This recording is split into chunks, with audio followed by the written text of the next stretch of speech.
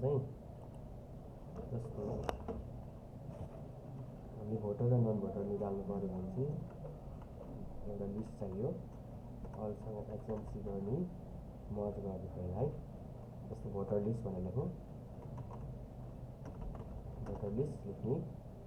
अब जस्तो यहाँनिर चाहिँ डेट राख्ने, कन्ट्रोलसँग सेमिकोलन गऱ्यो भने डेट आउँछ है, करेन्ट डेट आउँछ। अब यसलाई सर र तलसम्म तान्यो। अब जस्तो यसमा कोलम एड गर्नु पर्यो भने सिलेक्सन गर्ने, कन्ट्रोलसँग प्लस गर्ने।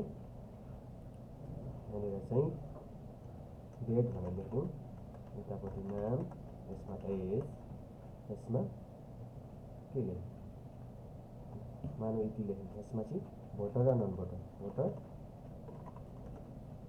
Non voter. जस्तो नाममा लेखेँ मैले रवि विनोद कुमार एसएच, श्याम रिजाल सीता गोमा आदि लेखेँ। अब एजमा चाहिँ टेम्पोररी राख्ने, जस्तो 12 30 18 17 20 14 26 भनेर राखेँ मैले 48। अब यहाँनिर फर्मुला लगाउने, यसमा चाहिँ फर्मुला राख्ने। फर्मुलामा चाहिँ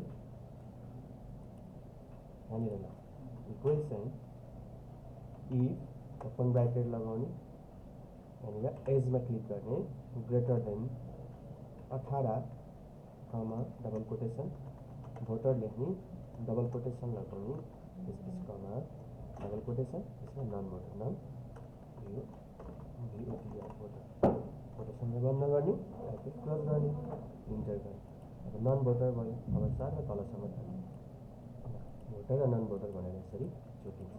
जस्तो इक्जाम्पल यसलाई हामीले 15 माने भयो नन भोटर, अब यसमा 17 मा 25 माने भयो भोटर, यसरी आउँछ। धन्यवाद।